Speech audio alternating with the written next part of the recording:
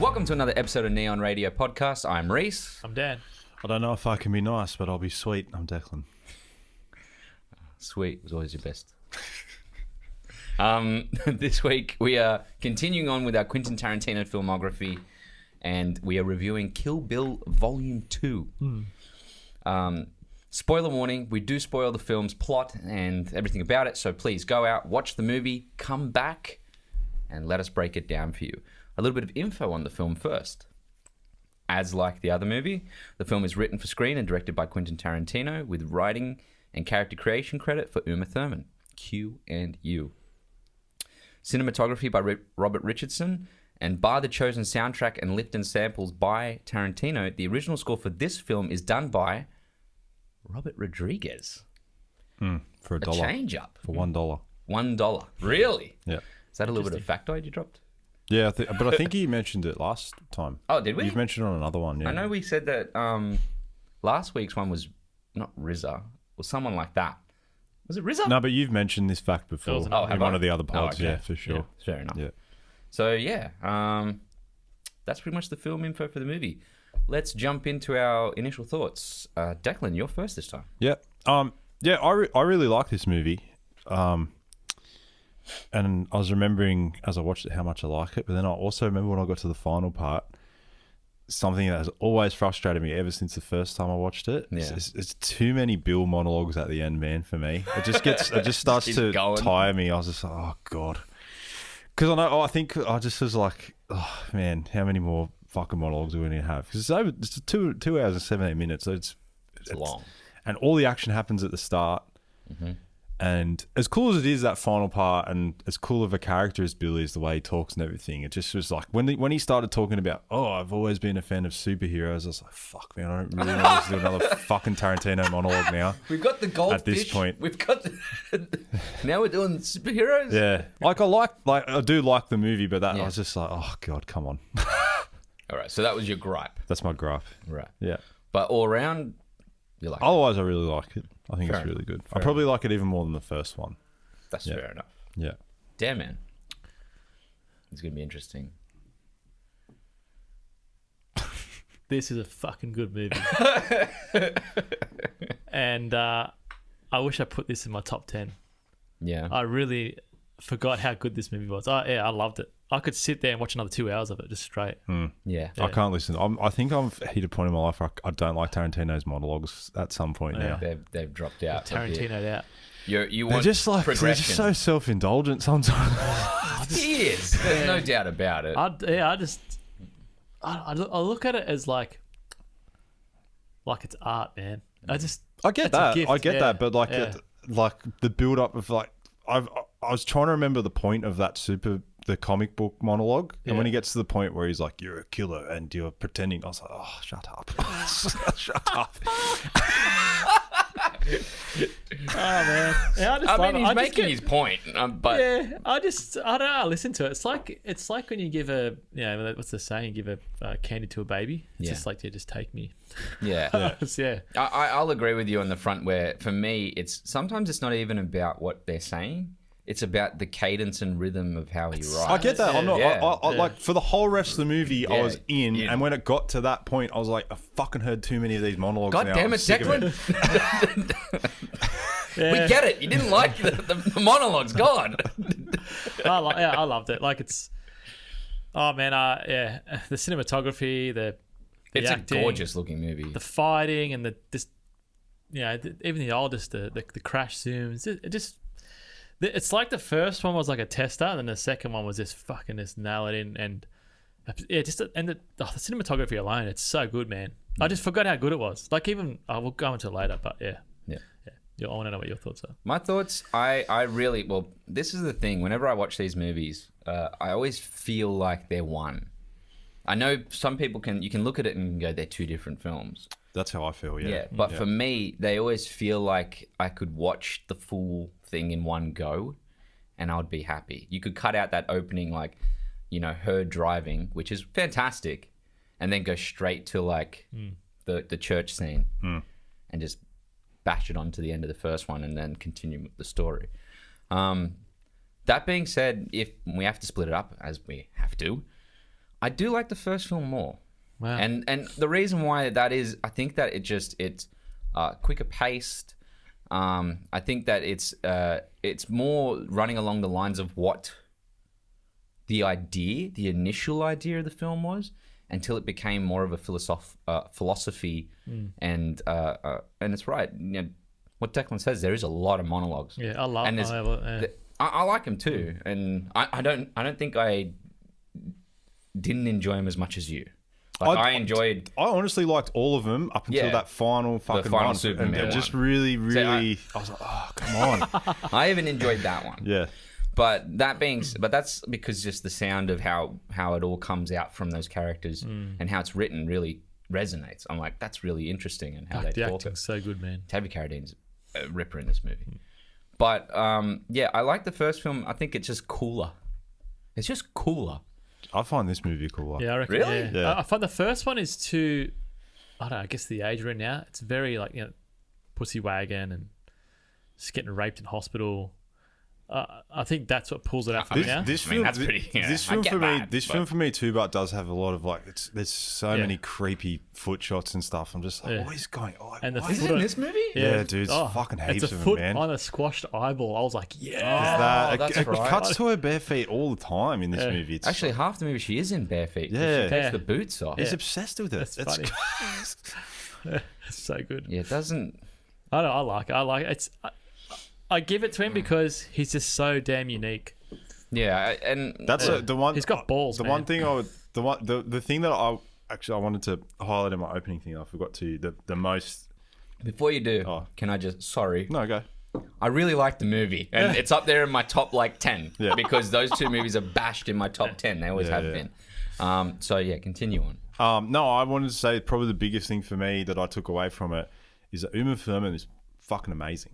Oh yeah, she's awesome. She carries this movie. Yeah. By- When she's hugging her daughter at the By end, far. and then looking at David Carradine, did you see her expression change? Everything she Yeah. does in this movie is good. phenomenal. She's Yeah. fucking unbelievable, and it's so sad that she got fucking buried in the Yeah. shit for like the peak for when she could have been in the prime of her career. Oh yeah. Yeah. Stupid.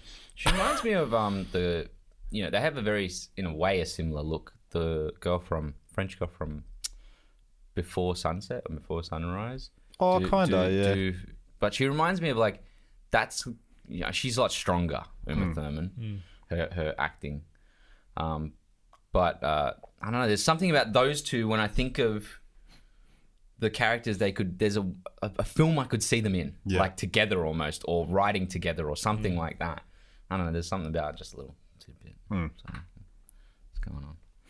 Anyway, we're going to get through the rest of it. All right, let's get into the thoughts because there's a lot to go into. Yeah. Stylized opening. I think it feels almost like a horror movie with the music, how it opens. There's this weird, like, the soundtrack is like, it's scary. But it gets me going. It gets me like, I'm ready to go for this movie. Samuel Jackson Good old Rufus. is Rufus. He's a beast, man. Hey. There's so many characters in this movie, like so many like drops of Yeah. Tarantino actors randomly placed. Yeah. Yeah. The fuck? Yeah. So he said, yep, he's got to be in it. Yeah, but yeah, it's. So does that mean he's been in every one of them? Was he in Inglourious Bastards? Yeah. He Yeah? is, but he's not. He's not in it. His voice is in it. Yeah, Right. that's right. Yeah. And then my only question now is because he's definitely in the next two. Oh, was he in Once Upon a Time in Hollywood? That's the one. I don't think he was. Keep talking. Yeah. I like the contrast with the use of the blacks and white footage, the very old school telling of like who's good and who's bad. She's in white at the chapel, he's in black. Yep. We get that sense. He's in boots, she's in sandals, Yep. which she seems to wear for the rest of the fucking movie in this for some reason. He's not in it. No, he's not. Scheduling conflicts. He couldn't do it. Wow. It's Marvel? the only one. Yeah. Oh, that's the right. only one It then. would have been, what's that shit one they made? He's- Captain Marvel. Yeah, that one. Probably. Yeah. I don't think it was shit, but continue. Yes, it was. Continue. Don't get me in the middle of this. One day when we go through all 85 of the Marvel movies, we can get into it. You're gonna love that day. Oh, mate. Carradine he has so much screen presence and he's super charismatic throughout the whole film. Like, I know he's an older man in it, obviously, but you kind of do fall for the guy as he talks to her. Like, there's this thing about him where, you know, he is called Snake Charmer for a reason. Yeah. And you do feel like he's charming her all the way throughout the film. Something I don't trust about an older dude that gets with a younger chick, but there's something yeah, off-putting about him to me, man. I get it. And I think I used to think more that. I can see his charisma, though. But Yeah. I just liked how he was just the whole But even Back to like monologue again, but when he was making those sandwiches, fuck, it was so good, man. But even the he's doing a Martin Scorsese there. He always has to have someone doing something with his hands. Man. that's a screenwriting technique. Though you have to have it is, characters yeah. doing Right. something. Probably. Even when he's sitting down chatting to her, Yeah. you can see his toes just doing this. Did you notice? Yeah. So freaking hell, man. What I was gonna say is like even the start where he says, you know, I'll try. I don't promise anything. And then she goes, you promise? And he goes, no, I said I'll try. That's hardly a promise. Yeah. It's that type of dialogue writing and coming from how Carradine, you know, actually says it. Yeah. It just works. Like, it's just so like, oh my God, he is thinking ahead, you know? Yeah. Which I really like. It's solid. That in that church, you still yeah. talking about church? Yeah. This the shots. I just noticed one pop up here.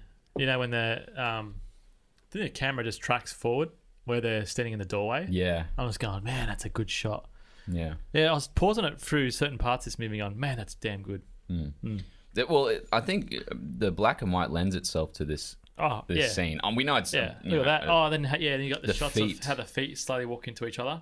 and they get so close to each other. Yeah. It's like they're nose for nose. Yeah, it's I like it. It's good. Yet again, we have all the way throughout the movie, my baby shot me down until finally, Bang bang at the end. bang bang at the end, and you're like, I swear to God, I stand by my theory that this movie, the whole story was originally came to concept by them listening to that song, and maybe Uma Thurman sitting there going, "You know, it'd be a really good movie," Yeah. and just coming like as if they were doing like their own personal podcast, like their own personal conversation piece, and that's how it came to fruition. Yeah. Bill's car's fucking mint. The cars in this movie are all really good, actually. Yeah. There's one there that's is it like a is it Trans Am? Trans Am, yeah. Yeah. I used to froth on those cars when I was they younger. look gorgeous, man. And they're still bleeping her name out at the start until is it Ellie Driver says it later on. And Yeah, she's in she like says a it. It's classroom. a classroom and it shows a real face. Yeah. Bing. Yeah, and it's her going like that. Yeah. That's a weird shot though. I liked it. Wasn't I it? liked it. It's just, Doesn't it's just she in your first face that say this it is who she is. when she says the name on the grave? Isn't that the first time she says it? Or is it? Yeah. So she said, "Well, there lies." Yeah. If you look up Paula Schultz, there lies Beatrix Kiddo. Yeah. And then that's when it goes. Yeah. Bing, That's and then right. Yeah. you get kind of like a bit of a backstory thing on her. Yeah. I want to know what Bill and Bud's confrontation was. I really want to know because he says, I know we didn't really speak on good terms the last time we chatted. And I'm like, I really want to know what became between the two of them. Yeah, is there any trivia on that? Or not? There's nothing that I found, no. But it's something that, I don't know, just... It'll be written on Tarantino's wall somewhere. Yeah, probably. Somewhere in, in one weird diary, just in, like, shoved somewhere in the back of, like, a closet. Sid Haig's in it. Yeah. That's sad, man. I miss Sid Haig. Mate, he's the... Which one's he? He's the Rob Zombie dude. Yeah, Sid Haig is the bartender in the film. Oh, yeah, right. Yeah. He's really good. He's a good actor. And shame he died a couple of years ago. Yeah, the bar owner, I said, is a fucking asshole. Straight up. The shotgun blast. Like, this is like anything Tarantino based. The blasts in it, it's like they rile people 10 feet. Yeah. It's so shocking. I rewound that part because I played it and I think I was writing a note and I heard the thing and I remembered how there must have been one of those pulley things. And I played it again and I went, fuck. Yeah, it's so violently shot back. So good. Yeah, and here we go. I think I'm going to do it early for you. Should I do Dance Cinematography Corner early? I might do it per scene. Well, Okay, parts, alright. parts that come up. Like this one here is really good because most of it's done in one shot. Which Yes. part's this? The caravan, Bud's Bud Mountain. comes Oh, in. yeah. So yeah, it's up. So it's people say so Declan can see that scene comes Yeah, out. yeah, Yeah, yeah. Yeah, And it's so all we'll on put one this shot up on the screen for you, won't you, Dan? Yeah, Oh, I will actually write a note. What time it is? 15, all right. Yeah. Wow. I'll do it. Yeah. Yeah, this is an interesting scene because it's just all shot pretty much from one perspective. Even when Bud goes back in to the house, Yeah. it just stays there, and then Yeah. he fiddles around and then comes back out again. But what I loved about this shot is just the lighting separation in it. Mm-hmm. Like the if you, it's hard to talk about the picture in front of you, but where the truck is behind that, if we would have shot it, well, I wouldn't have thought about it. I would have just sort of playing background. But what Bob did, there's two mountains that come together. Yeah. And he's lit that up. That up at the back. For so far, unless it's like a city somewhere. Yeah. And then he's lit on top of the truck, and he's lit behind the truck. So you've got all these layers happening there. Which makes no fucking sense because there's literally No, But it doesn't matter because for the scene, it just looks. your mind goes, it looks right. Yeah. It's Yeah. Well, it's always very Tarantino stuff's always very stylized, isn't Yeah. it? It never goes for a natural look. Really. Nah, yeah, but it just looks so damn good. Yeah. So that's my first one. Yeah, because first there's one later on, pretty much the second last scene of the movie, which I was like, wow, that's really well lit. Yeah. But I will get to that. And there's a few when we get to Pay May. How do you say Pay May? Pai Mei, yeah.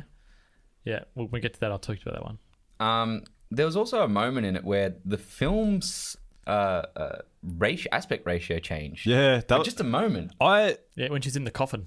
No, Tight. in the car. I found that weird that it was just in the car. Yeah, same. It was weird to me. Yeah, it is. It is. And then when he pulls her out of the boot, it goes back to 16:09. Yeah. Oh, I thought it was when she was in the coffin. Nah, that it goes changes. black and white when she's in the coffin. When she's in the car, it's full. It's but you can barely tell because right. the Yeah, edges of the screen are black, and I was like, oh, because you can tell because the edges are sharp. Yeah. But otherwise, it dies off, and then it's weird. a weird choice. Yeah. Yeah. It doesn't make a lot of sense because If they would have Yeah. kept it for the whole scene, Yeah. I would have been like, okay, so he's trying to make it feel confined. I would have got it if it was there, then back to 16:09 when she's out, and then back to back to 4:3 in the while she's in the coffin. coffin. That would have they made more sense. Didn't do it in the coffin because No. because she can escape by doing that punch. Well, also, if I know, you were but to it do was- it in yeah. the coffin, you'd have to shoot it almost like in thirds Yeah. for the coffin because you'd have to run the camera like so far. I'm wondering if the original intention was to do it in the coffin too, Yeah. and then when it came to filming it, they realized it was going to be too hard to cover it, and then they've just gone, oh well, we'll just we can't Leave go it. back and reshoot the stuff in the boot. We'll just leave it. Yeah. Anyway. But yeah, Yeah, that was weird. I found it a little odd. The shot of the eyes and the music just before closing the coffin, This is where the- they look at each other. Yeah, and this is the other point. You know when they're hammering her in, Yeah. Oh, right? even And that I had it here. Shots of the nails. yeah, the nails, Bang, bang. But the light when it's just Peeking. a slither of the eye, But and then the last nail, boom, gone, and that's when it just cuts to black, and you Yeah, just hear and sound then effects. the sound So effects. good. Yeah, That whole scene, the sound effects in that. yeah, Because you can hear him like dragging the coffin over. Yeah. And then dumping it in. yeah. And then it's so loud when the first lot of like dirt hits Yeah. the top of the coffin. I'm gonna pause it here. Did you guys watch this at the movies? no, I was still young when it came out of the movies. I don't think I did either. Yeah, because this was like pretty intense. It was. I think movies like this, man, you got to watch it at a cinema, well, it's with a crowd. Like you can have the best like home theater system, but I think these type of movies, same as like A Quiet Place and all that, you got to, if you're in a crowd, you get that extra feeling with you. Yeah. Yeah, and that was intense. I would love to watch these movies back to back in a cinema with like a good crowd, like a crowd that cheers and everything with the film. I think it would work really, really well. Man, yeah. Like, when Chia gets shot across the desert, you hear, ooh, from the whole man. crowd or Yeah, something. it's I don't know. insane. I think it's Just on that really cinema cool. thing. Tarantino's opening up his cinema again. There was an article. Oh, that's good. Oh, yeah, cool. Yeah, and Cool. I think his movies play all the time there. It's pretty cool. He would, So he good. would play his own movie. I get that money. Yeah, that's it. Bring that money in. So I had the sound effects, the whole scene. He's good at eliciting emotion throughout that whole coffin scene. Yeah. Pai Mei's backstory by the campfire, man. This shit is fire. I love Are you it. kidding me? That's so good. That whole like. And the way it's lit too. I don't even think that it couldn't. That just can't be from the campfire. I reckon they must have had like an orange spot They or probably something there. did. It would be cool to Tungsten or see how something. that was done. Yeah. But just I'm talking about the story itself. Yeah, it's cool. The story's so cool. But he's Did just you like that part? He's ruthless. Yeah, I like it. I've seen it all so many times. It's like hard You've for me got to- you've got quiet on us. Yeah, Last 10 minutes. you guys are genuinely more excited by it all than I am. I like the movie a lot, but I don't know why, but I've got like a weird thing with Tarantino at the moment. I'm just not getting Yeah. excited about his stuff See, it's anymore. exactly like how I was with Nolan. Yeah. Like I still, Yeah, they're still But I don't feeling. want to sit here Just- shitting on it because I know Yeah. it's a really good movie. I'm not going to sit Yeah. here, but I'm just like, I've got like a fatigue. I've Yeah. got like a definite fatigue with it. Well, we're doing Inglorious next week. Maybe that'll pick it up a bit. Yeah, I'm Maybe hoping. the I'm hoping, intrigue for but that. something's been sullied for me with Tarantino in recent years. I can't no. really. Yeah, Yeah. it's not doing this. It was before. It was before starting. To I do think in this. Glorious though, it's a different. It's too Turn. many feet shot. That's just it, man. I think. Just Like, I saying. think we'll get to a part that's going to make me more excited. But all this build up, the Pai Mei story is cool. But I prefer my favorite section is the cruel tutelage of Pai Mei. That's the best section of the movie for me. Yeah, it's coming up very, very soon. Yeah. But I quite enjoyed because I didn't remember his backstory at all. There was nothing that I remembered from it. Yeah. So listening to the monk that doesn't nod back Yeah. is so hectic. Like Yeah. it's so like it's cruel. Like you want to see a cruel tutelage. The Yeah, cruel yeah. thing is having one guy not nod back and then going, "Hey, look, just because I want your head now Yeah. Yeah. or your neck." Yeah. And that's also where we learned the 5-point palm exploding heart technique, Yeah. which will The Chekhov's gun of the movie. yeah. That's right. I like how he says later on, Bill comes back down from the stairs from Pai Mei. He goes, that looked really 70s. yeah. Like Yeah. the style and like the whites were a bit blown out. I'm Yeah, fairly looked sure pretty that was cool. the point. Like, yeah. Yeah. They were trying to like match it to those type of films. And that I'm gonna say that scene is blocked so fucking good. Yeah, did you see the mirror. The mirror. Yep, that's my His next point. face. Yeah, That was sick. it's just cool, man. It's Yeah. just creative. It's like, how can we make this scene great? How can we see and it both worked. Yeah, actors? Yeah. And not have thought just it the was- back of someone's head. Yep. And there's another one coming up. Yeah.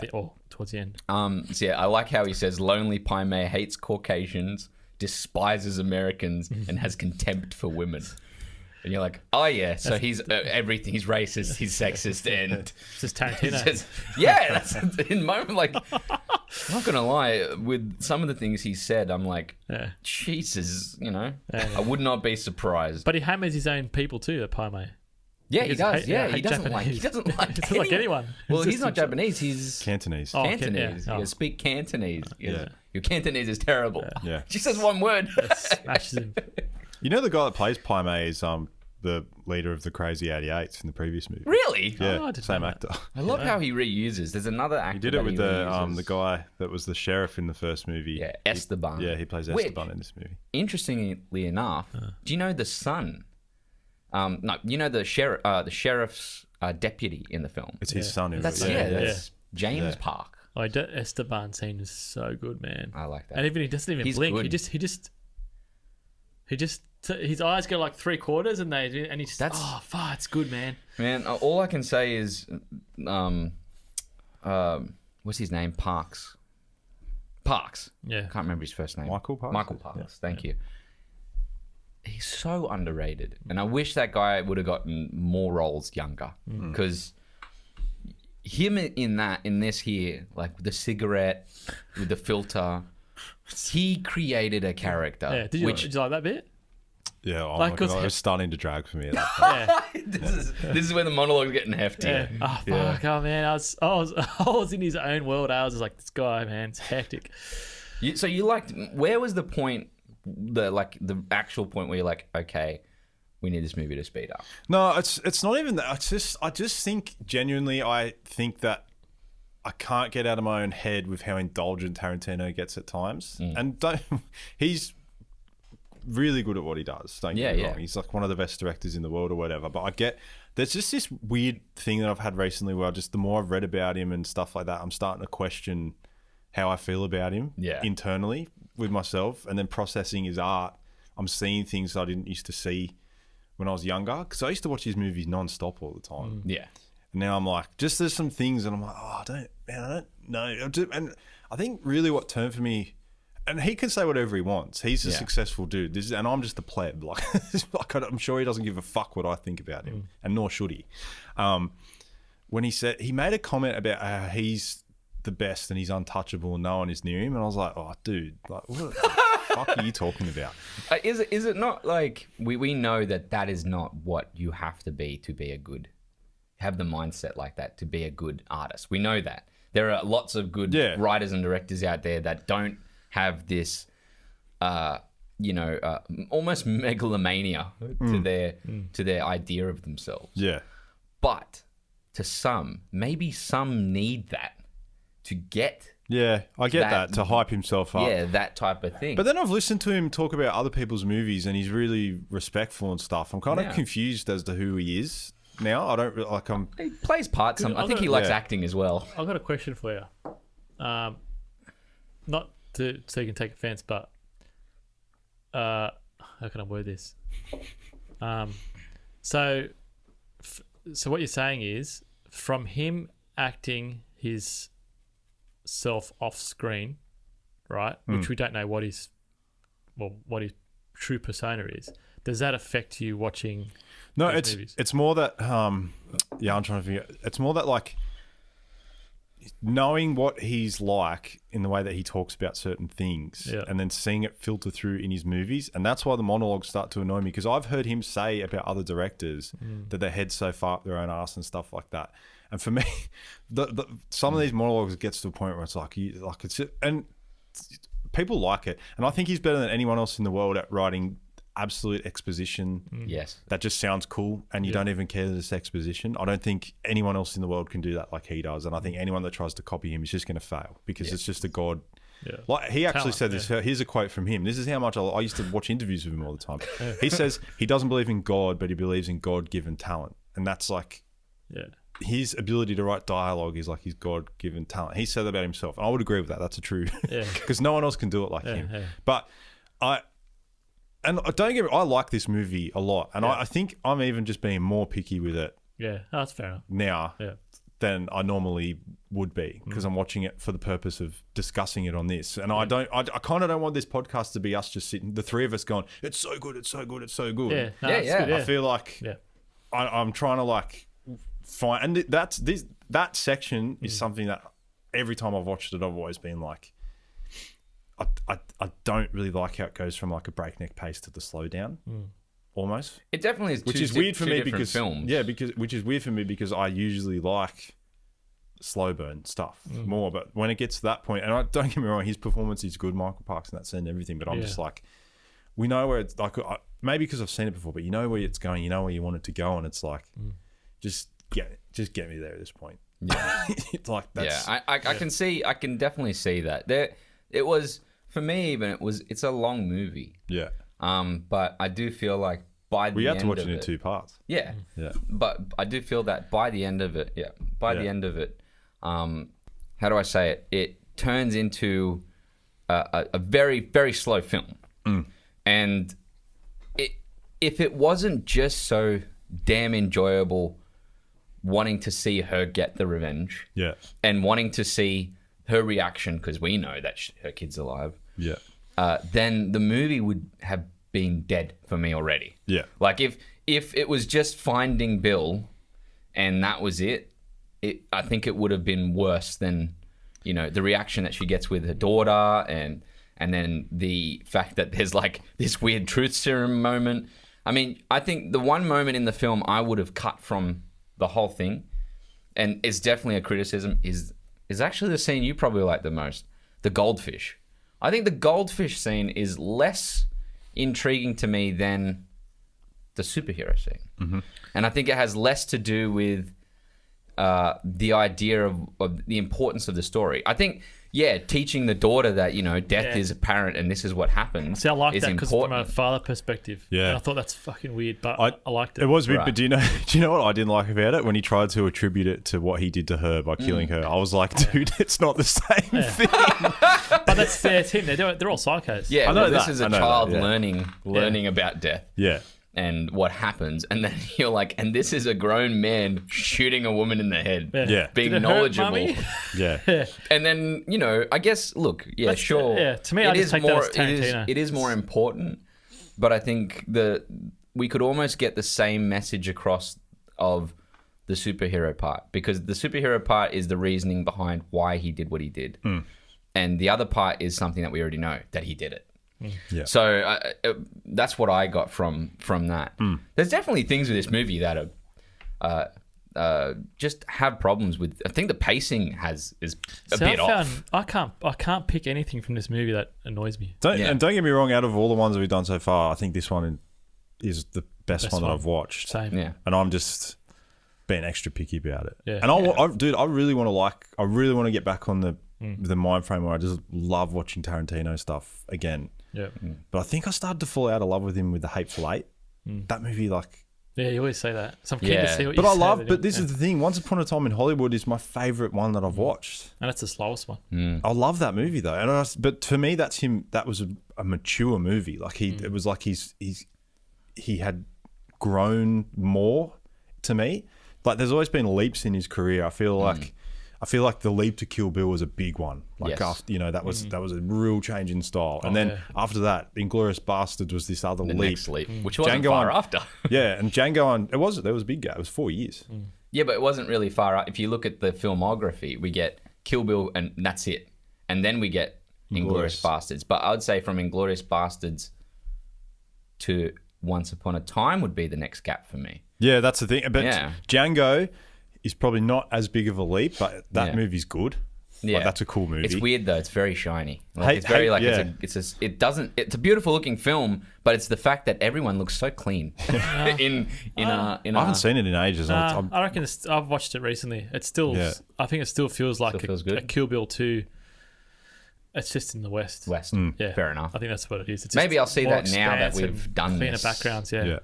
This run. And then Yeah. I'm keen to watch Hateful Eight again, just for the sense that I'm like, want to know where I sit with it, because I've only watched it the one time. Yeah. I think you should prepare yourself, like as in like going into it instead of just watching it like you would another movie. Prepare that the fact is this is going to be fucking long. I know it's going to be But long, yeah, but the yeah. thing is, it's weird because I've got this thing now with long movies. But I watched the Lord of the Rings trilogy recently, man, and none of those movies bothered me in their length. Do you know what I mean? Like Yeah. it's a weird. It's just there's something. Do you think because he always tries to stretch scenes out? Do you think you get him sick of that? Yeah, does. that's what was bothering me in this Attention. movie. Like, it was just stretching out because obviously the build up to Bill had to be big. I bet it's also like we were robbed of seeing Bill fight too. I'm But- fine with that. Yeah, he was drinking, and I think he knew that the girl that he Sorry, there was a deleted scene where Bill was going to fight a dude. Oh, in really? There was going to be a flashback where he fights a dude in the street. And we Oh. were robbed of that. Oh, okay. Well, that would have been cool. Yeah. But then yeah. adding that to the movie. Yeah. But I Not do, necessary. there's nods there because he jumps time between flashbacks in that last scene, and I like when he when Bill closes the door on Uma Thurman and the kid. Next time you see him again, he's all like hair's nice and neat. He's got the black thing. So Got the straight- belt on with the see now like gun. Yeah, It's the coolest gun. first the time watching handgun. it, you think, oh, something's going to happen here. Yeah, and he's getting the send off. Yeah. The there was something else. There was another scene I would have taken out of the film because it was only 15, 20 seconds, but I'm like, so unnecessary. It's a Yeah. laugh, but her getting out of the grave and then going to the diner and being like, Oh, that was water, sick. please. Yeah, I thought that was sick. Oh, I quite like that. Yeah, too. that was yeah. funny. But I Yeah. just don't think it's necessary. If Yeah. we have a 2 hour 17 movie, Yeah, and we can cut that. But I mean, talking about that though, having Sam Jackson's character talk about who he's played with in the past isn't is necessary weird. either. Like, that's a massive cheer up. It's like 10 minutes. But that scene, where she walks across the road, I paused it again. Because of the lighting. The lighting and it's all the dust. Yeah, it looks dirt cool the coming way off the her. dust is coming It's off like her. Yeah. it's like whoever thought of that. It's like Yeah. holy shit, man! It's just so sick. Good makeup and, department. and the guy just in the milk bar, whatever it is. The donor, like, what the fuck? He's got like a 1 minute roll, and he Yeah. fucking nailed it. Yeah. It's so good. Yeah. Moving on, the training montage. Your favorite part of it? I love this. I love the sick. whole part of when the build up to getting out of the coffin. This whole part from the training to the fight in the trailer. The fight in the trailer is so good. This is what just absolutely tips this movie over the top for me of his stuff. This whole middle section But top up is in like really of what good. we've watched so far. Oh, so it's like This the takes best it to the part. top of Yeah. that pile. I think Yeah. I put Kill Bill quite high up when I did my You did, when yeah, I did my yeah. rankings. Yeah. Vol.2. The whole Parme sequence awesome. I wanted more of it. I wanted more Yeah, of their it's cool, relationship. That to me was the most intriguing. I was more interested in that than I was about her and Bill. Yeah. Just the respect that he gave for her. I would have liked to see it when he finally said goodbye to her and like there was like they liked each other Yeah. Yeah. by the end, like she was upset to learn that he'd been poisoned and everything. Yeah. That would have been super interesting to me. But yeah. Yeah, there was a mutual respect between them by the end of it. Yeah. And there were moments, I love how there are moments that he sees where obviously she's his best student. Because, her going, bah, bah, bah, into the wood. He's there in the background with Yeah, that's doing his little the- tell. the Anytime he little does tell. that, he's impressed. Yes, yeah. So, I mean, it's literally like a literal stereotype of Oh, it's like Monkey Old Magic and all films, those yeah. classics. That's Yeah. what it was. Yeah. Homage. I loved it. Yeah. Yeah. Even the old Drunken Masters. So. And I noticed they did the same thing as Kill Bill Volume 1 with the background. They did the blue background in the other one. They did the red background for this one, for one of the training montages Yeah. where they're just doing the hand Yeah, the thing. silhouette. Yeah. Yeah. And that was really cool. We get the 1-inch punch parts, and then we also get the rice with chopsticks. Man, that was so frustrating to watch. Felt so bad for her all the way through. What it. did he say? You can eat with the dogs or something. Yeah, he goes, He you goes, want if you want to eat like a dog, you can sleep outside like a dog. That's it. Yeah. Classic. Gives her another bowl, which is just chilling there. And I love it when she gets it up. He goes, and then does the beard thing again, like very good, and he nods. You're like, this is fucking cool. Yeah, so that was a really really great, well shot and well written scene. Yeah. Then we get the crawling out of the grave. So I just want to go. One of the most iconic shots that used to be on. I remember it being in the magazines and on the back of the DVD and everything is when he jumps on top of the sword too. Oh yeah, Stands on the yeah. sword. Yeah. just like Yeah. It's like, how are you Right up holding the it up? top. Yeah. But that's another, that's been done in the movies before. yeah. And he says to her, it's a good view to see my foot. Yeah. He gives her a back kick. He's ruthless in it. He's a prick. He is. He's very much the mentality of Like a drill sergeant. yeah. So we get the crawling out of the grave, which is really interesting because they do this camera up through the dirt, and it's like almost feels like she's crawling with super speed Yeah. out of this dirt. Yeah. Or they're playing her like as a superhero. Yeah. And then we get Bud getting killed by the Black Mamba. The Black Mamba scene is pretty long.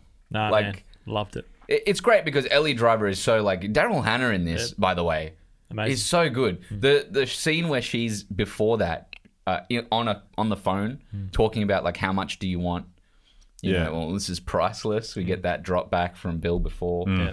and that whole thing. I'm looking at it. I'm like, Daryl Hannah's like stealing this like first half of the movie Yeah. with just There's a lot of tight shots in this, eh? Oh, I still think Uma's. I think this is just Uma's movie. Oh, the yeah. second half. Yeah. She's Yeah. to me is like her like just all out.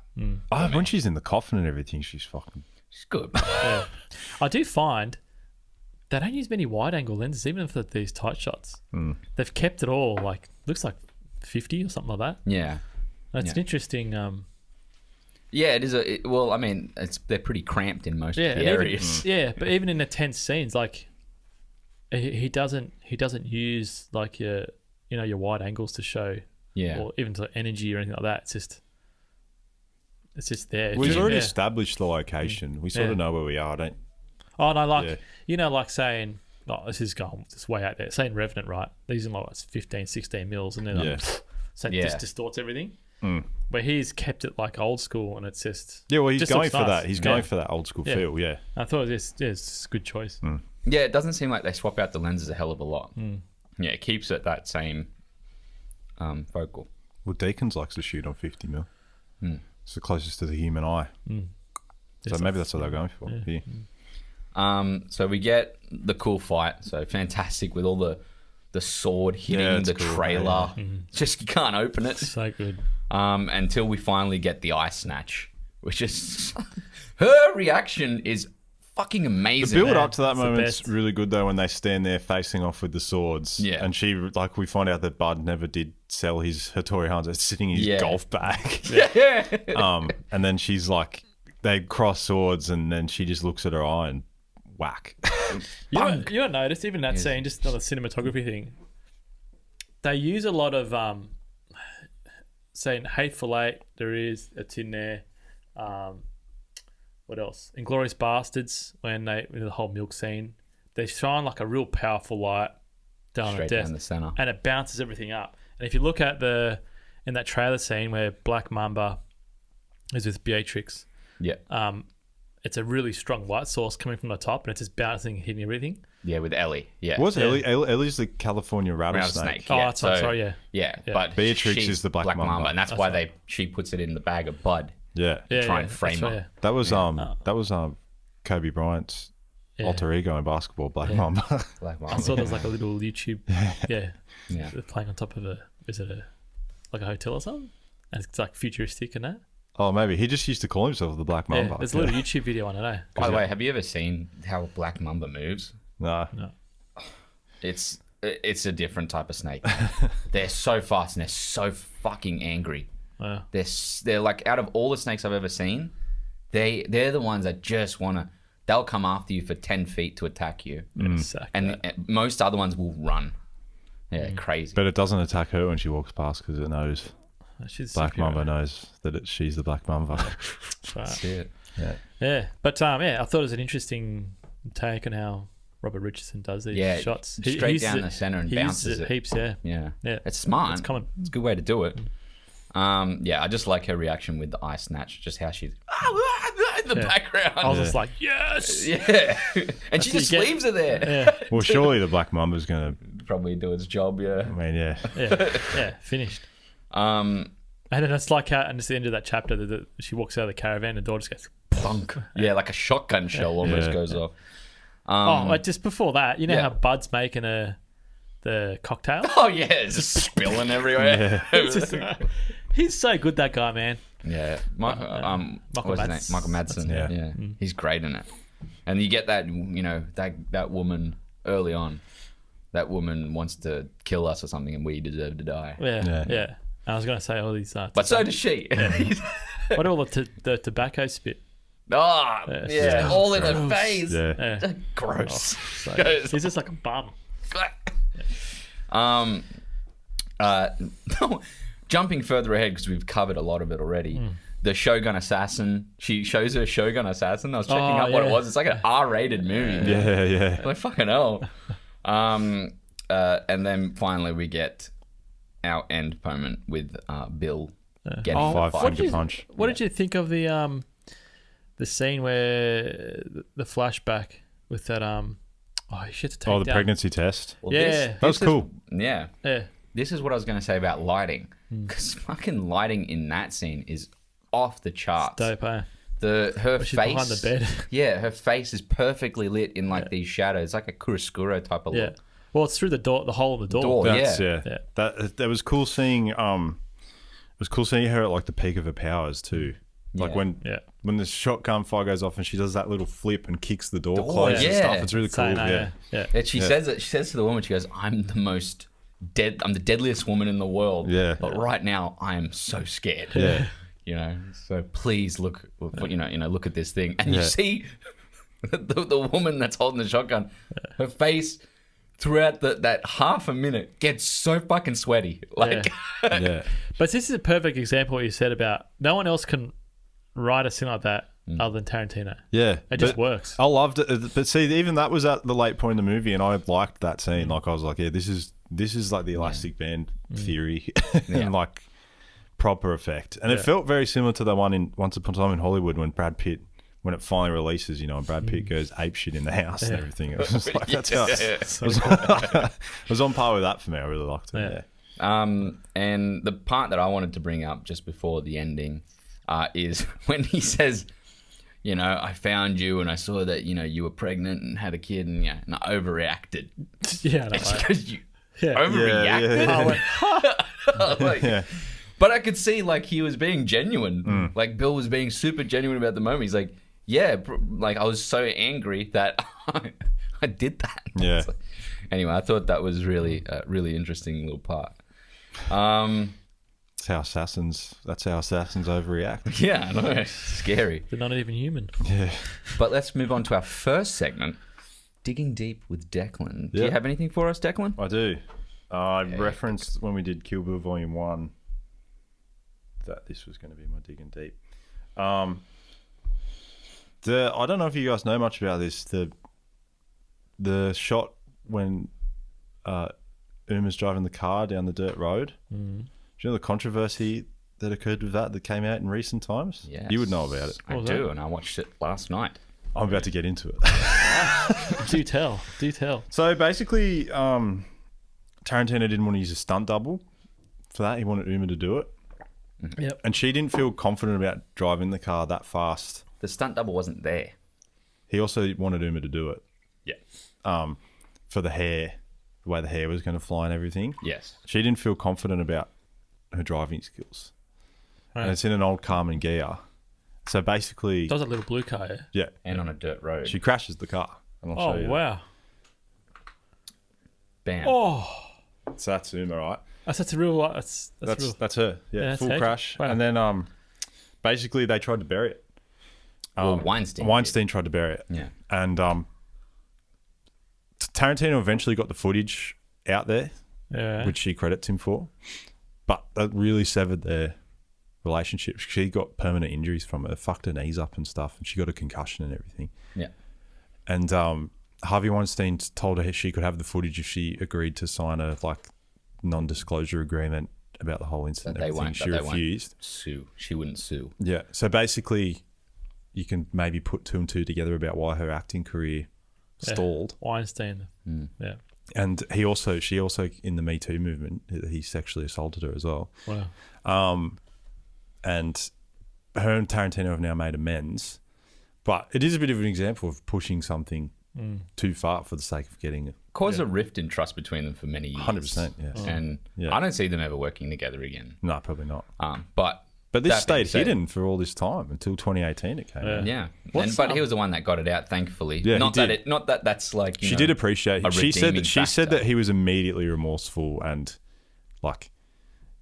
he says it's the biggest regret of his filmmaking career that he said. At least he's understanding of that, and it's doesn't make it better, but it definitely shows that people do make Were there any directors make silly decisions that stood up against Weinstein? I think there's a lot. Yeah. It was weird. It was a weird little territory for them because directors that had constantly worked with him did kind of stand up, but they were also like, but I fucking haven't said anything this whole time. It was odd. Tarantino and Kevin Smith were probably the two biggest ones that literally all their films got made with them. Weinstein, yeah.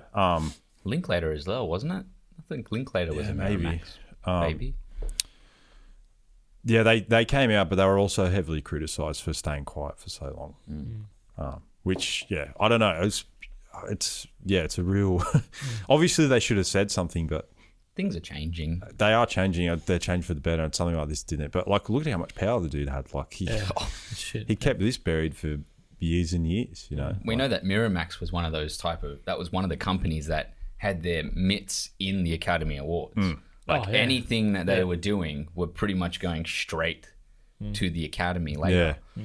So it's like when I remember when that's a lot of power. When the Master was coming out and PTA was getting interviewed, and they were like, "Oh, this is your first movie with Harvey Weinstein.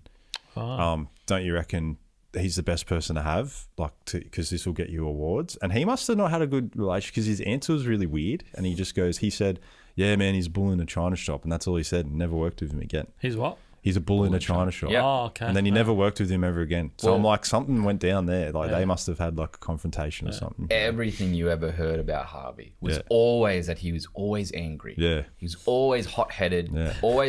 Always the type of guy that was like, I see him in this is what Entourage. I'm doing. This is me. This is You're Yeah. finished. You go. yeah, You're finished. yeah. But like in not a good way, in like No, a no. violent way. Oh yeah, Even you said Smith Entourage. said it. The way yeah. they played him. Yeah. Yeah. Smith said it that there were times where he would walk out of a screening of his, and he's like, "What the fuck are you doing? You're the producer walking out of the screening for the movie that's mine." He's, I don't want it. It's not that good or whatever. And you're like, mate, you just you can't do that. You got to put on a good face, and you'd get angry at him. I know that. Yeah. But shit, we were robbed of some good Uma years. Yeah. Is she doing anything now? I forgot to check. I think she did. Well, after that, didn't she do the My Super Ex-Girlfriend and stuff like Yeah, that? that didn't do well. Yeah. Lately, the house that Jack built, she was in. That was a good movie. You guys should watch that. Yeah. It's a Lars von Trier movie, which I know Yeah, not a fan. not a fan, but it was quite good. Matt Dillon, and it seems like any new stuff. the newest stuff she has: Down a Dark Hall, Chambers on Netflix, The War with Grandpa, which I think is the third of the Grandpa movies with Well, yeah. Robert De Niro, and that's it. What? That's a series of movies? 4. Go back. Yeah, there's 3, I think. Jesus. They got smashed. I think it is. She's got 4 upcoming ones. What are those? 4 upcoming movies: Suspicion, Tour 34, Hollywood Stargirl, and Untitled Stargirl sequel. So who's Hollywood that? Stargirl, Julia Hart is the director. Stargirl Caraway as she journeys out of Mika into a bigger world of music, dreams, and possibility. Never heard of it. Oh, But anyway, they're the movies that she has coming. well, scores it. She's still working. Yeah. Just not in really Yeah, a man. She should have been a superstar. Oh, Really, yeah. she really should have. Yeah. After these movies, Hey, was Julia Roberts a part of Miramax probably. back in the day? Yeah, I maybe. wouldn't I be don't know. surprised. There were some actresses that were so powerful that they couldn't touch. Yeah. Like that. He wouldn't have been able to get away with. Yeah. Yeah. Like she's too big of a name. Yeah, she was huge. She was huge. She was the biggest star in the 90s to world. 2000. Yeah. She was massive. Far out. It was basically Yeah. her, Kidman, Sandra Bullock. Sandra Bullock was huge. That's as well. what Uma should have been in that Yeah. realm, really. Yeah. But I think also Batman and Robin fucked her career Yeah, up that a would bit. have done it as well. That was before this movie, Yeah. but yeah, I think Didn't that fucked give her her a up a good bit. name. Nah, yeah. No. Moving on. Moving on. Dan's Cinematography Corner. Sack it or brisket. A little context for new listeners. Sack it or brisket came from Dan's love of beef briskets. Check out the Enola Holmes episode and the unique term to sack that if he doesn't like something. So is he going to sack this flick's cinematography or make himself a beef brisket and love every morsel of his visuals? Oh, okay, go for it, Dan. See, that's that. He hate it more than me. It's like you look down and just this. It's so funny. It'll never go away. This is a brisket. A brisket. Yep. This is a great movie to showcase Robert Richardson's powers. We're talking about superpowers, superheroes. Yeah, man, this guy's he's a beast. The way it's lit up, it just looks beautiful. Nearly every shot's beautiful, and the use of different different looks, like the Pai Mei. It's got that whole 70s look. Then you got more of your modern look in there. The way he separates, the background, the fight scenes, everything. It's just any shot you look at it, it's great, Yeah. and it's there for a purpose. Yes. Yeah, and to help tell a story. Like the perfect example is that eye in the coffin. Yeah. Yeah. Just that she's seeing that The last looks bit of between- light. Boom, gone. The looks between the two of them, even before that, where it's just, it's this. It's just, Yeah. it's just eyes between the two of them, and you can see kind of Bud's remorse. Yeah, Like, you know what I mean? I mean, that's an acting thing as well, but definitely how that's shot, the decision for those shots, yeah, and super smart. And I think there's a reason why Tarantino's now pretty much stuck with him. Like even the end scene when she comes out from the seeing a daughter, it's like a wide shot, and you just see the little samurai sword at the front. Yeah. Just something that's that simple. She's gonna make a break for it. Yeah. But yeah, man, it's really, really well done, and this is where a movie is just firing on all cylinders. I always say that. But yeah, man, Excuse me. This is a brisket. Thank you, Dan. Declan. Factoids. It's like, what have I done wrong? What, me? Factoids. Clean the rock salt off the chest and give us the factoids. Gonna punch the plank, get the skin off my knuckles, and the factoids are gonna drop out. 5-finger punch technique are some factoids. Okay, just get to it, please. Hey, This is hey, cringe. just on that 5-finger punch. I like just how long the name of it is. Yeah. And Yeah. they kept repeating it. They don't shorten it. Yeah, I know. It's So exactly funny. the same thing. What is it called? How do you call it? What about the- 5-point palm exploding heart technique. Yeah. What about the dropping of the C word? Oh, yeah! Oh, I was like, and sometimes you can be a cunt. And I was like, yes. Oh man, it's funny. So Tarantino originally intended to have Pai Mei's lips speaking Cantonese with Tarantino's voice dubbed over the top, like those old school kung fu movies with bad dubbing. That's racist. Boy, am I glad he didn't do Yeah, I that. know. It's pretty funny. Thank But God. I spoke last week about, in my Digging Deep, they've got here that Uma and Daryl not getting along. Yeah. So you think about that fight scene too. There might have been some real Oh, venom full between on, them. yeah. Getting rid of some hate there. Yeah. The brothel segment was the last scene to be filmed, Oh, really? and it was filmed at a real Mexican brothel. oh wow. Yeah. All right. How was that chick with the cut lip? Cut, yeah. They were real. They were real prostitutes as well. Hectic. Yeah. So that cut was real? I'm guessing, yeah. That is terrifying. Pai Mei's, Poor women. yeah, it's shit. Yeah. It's not good. Pai Mei's 3-inch punch is a reference to Bruce Lee's 3-inch knockout punch, Yeah, I which is saw the that, classic thing.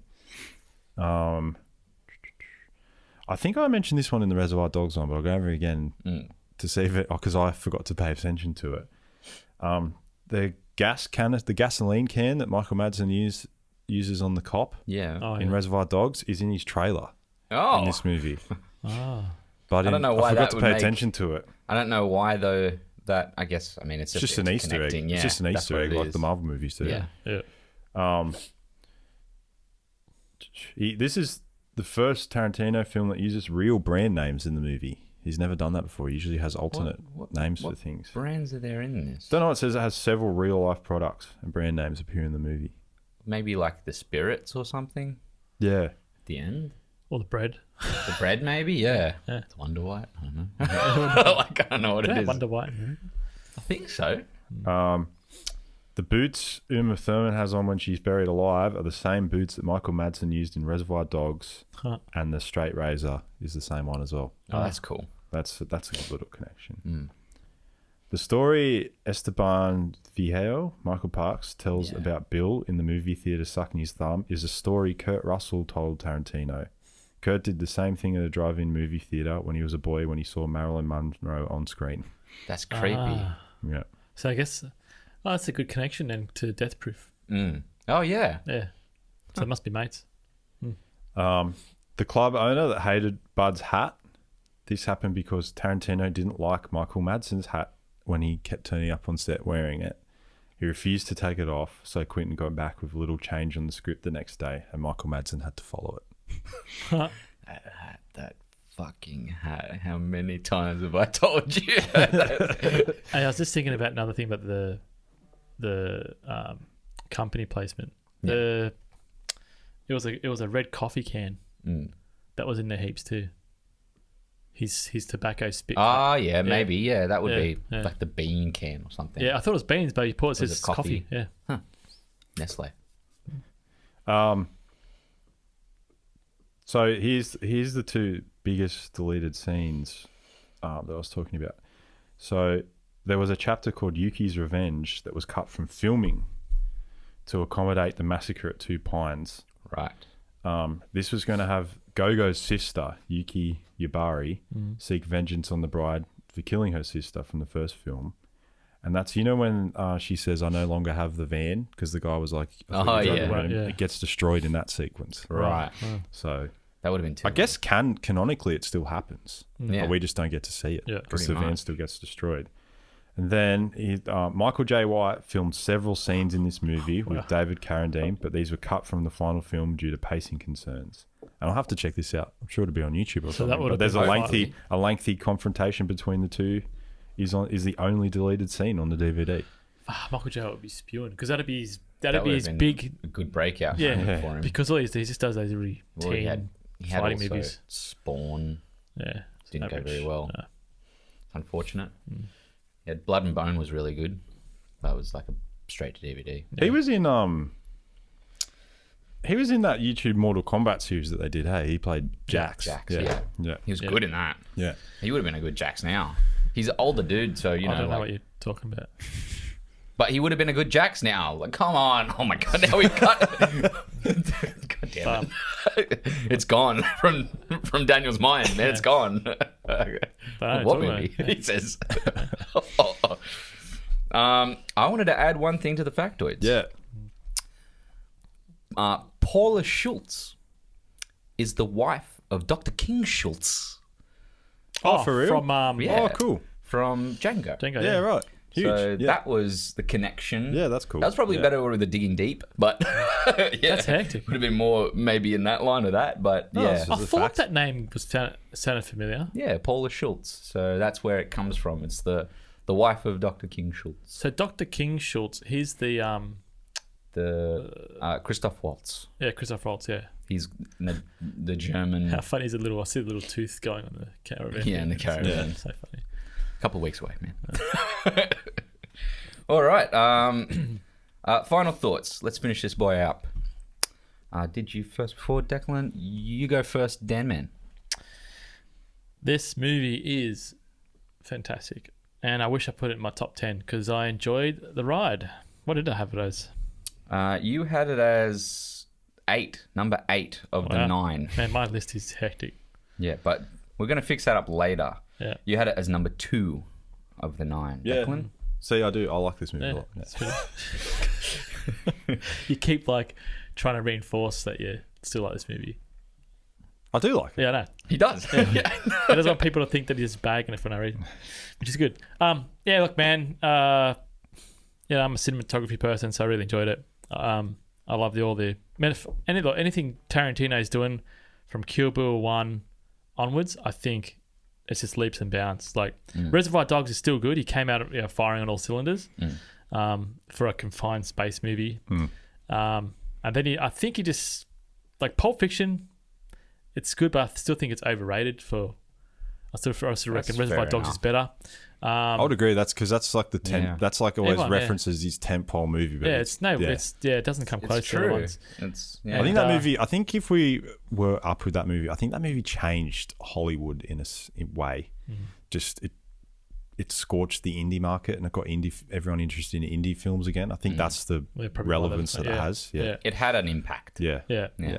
And Jackie Brown wasn't good.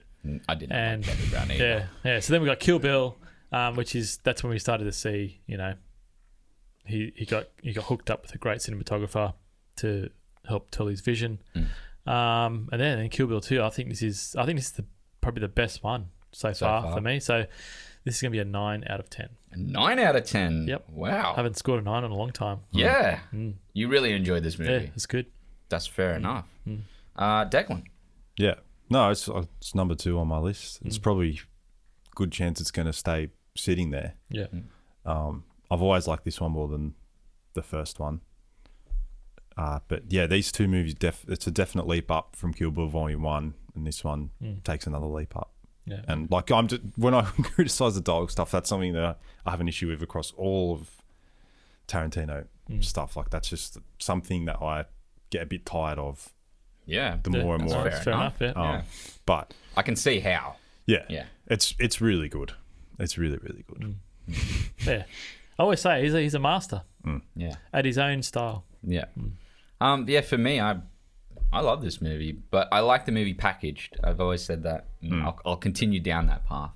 So for me, I'm going to give it an 8.5, only because I like number 1 more.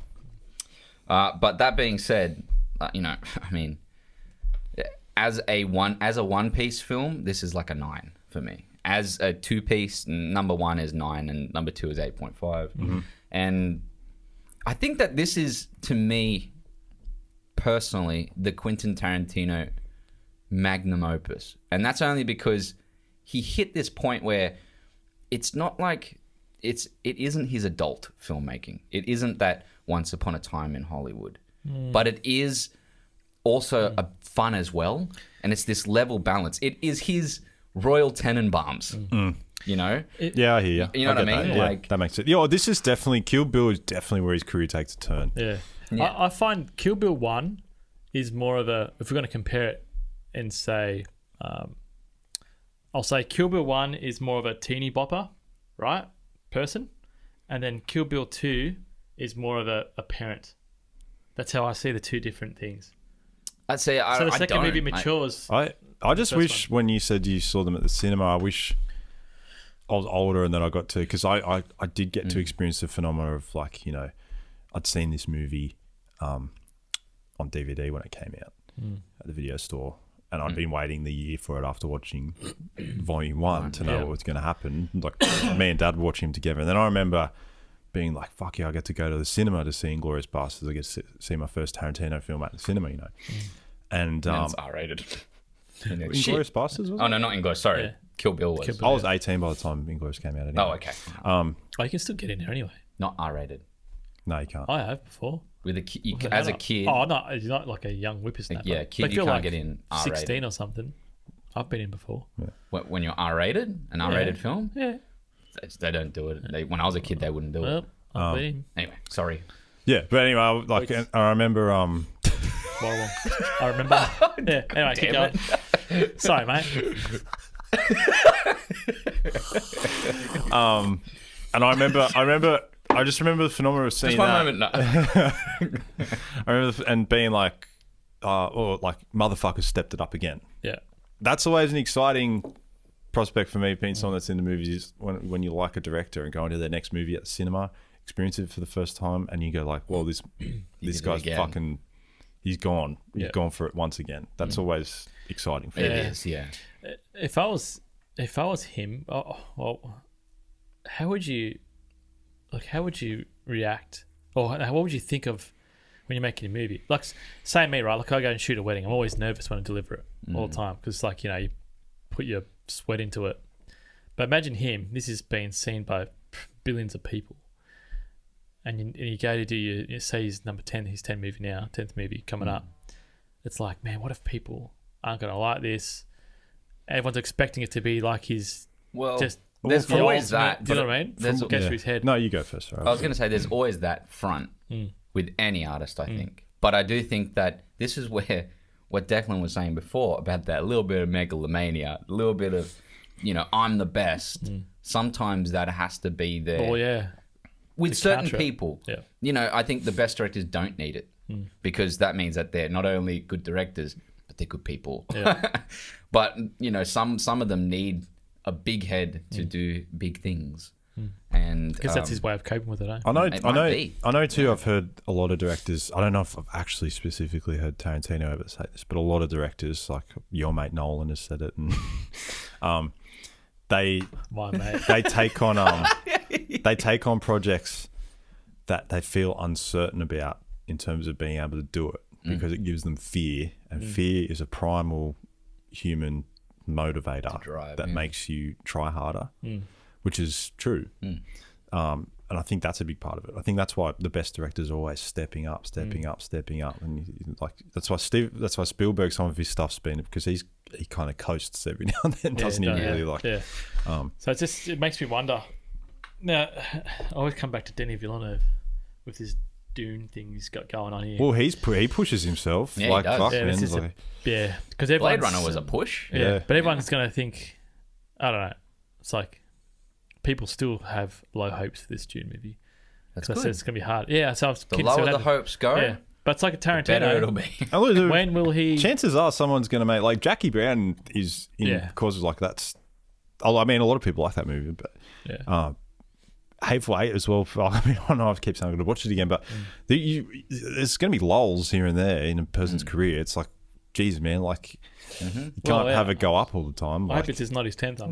It's like Federer Nolan. doesn't win every Grand Slam he plays in, you know. Like you can't knock every single one out of the park. Yeah. Like Nolan's career though. Nolan's every movie he does is good, Yeah. but there are movies there that, like, I would say Tenet's a minor dip in personally. Yeah. Like I don't think it's as good as things like Interstellar. And Dunkirk is so concise. So I mean, I think Dunkirk is probably like that'll be the one that gets looked back on in terms of like just like wow factor. yeah. But Tenet is definitely in terms of like just being like a product of a movie Yes, is won definitely a Oscar too, dip. by the way. But also, Theory. also, It's a science theory in a film. also, my God, did he push himself in that movie? Oh yeah, for sure. Yeah. The things he had to do. fucking mind-blowing. But that's the thing. Making I that don't would be think so hard. I don't think these directors, the best, always do that. Yeah. They're always pushing. They're gonna hit and miss. Yeah. But as long as they're always trying to be better. I gave this analogy the other day to my girlfriend because she was talking. One of her friends was talking about. I know this like doesn't. I'm getting to a point. I'm doing a Tarantino dialogue. Doing a monologue. Hurry up, Declan. Oh man, come on, it's 11 o'clock. But like, Hurry up. so was talking about one of her friends talking about how she hates dating apps because she's not meeting anyone, and I was like, yeah, but it's like that's just the numbers game. Like I was like, you know, like it's like there's a lot of shit out there that you got to get through. And I was like, you know, like baseball, right? The best batters in the world in the sport of baseball have an average hitting rate of 0.35. Yeah, that's pretty They shit. fucking barely hit horrible. anything. Yeah. And that's the best in the world. So like you swing and you miss sometimes, man. Yeah. That's what happens. Yeah, True. That's a low average, eh? it is. Yeah, Maybe if David Boone was in there. it's worse than my KD ratio on Call of Duty. That's crazy. That's bad as well. It's not good. That's the Just let best you in the know. world. That's the best of the best. If you're above 0.35 and you're in the 0.4s, you're like Ace. you're out of this world. Incredible. Aces. Yeah. Well, I think we've exhausted our time on Kill Bill Volume 2. And I think we've fairly judged the film. Let's wrap this up. You've been listening to Neon Radio Podcast. I'm Reece. I'm Dan. I'm going to take my 5 steps. I'm Declan. And you have a good week. Respect.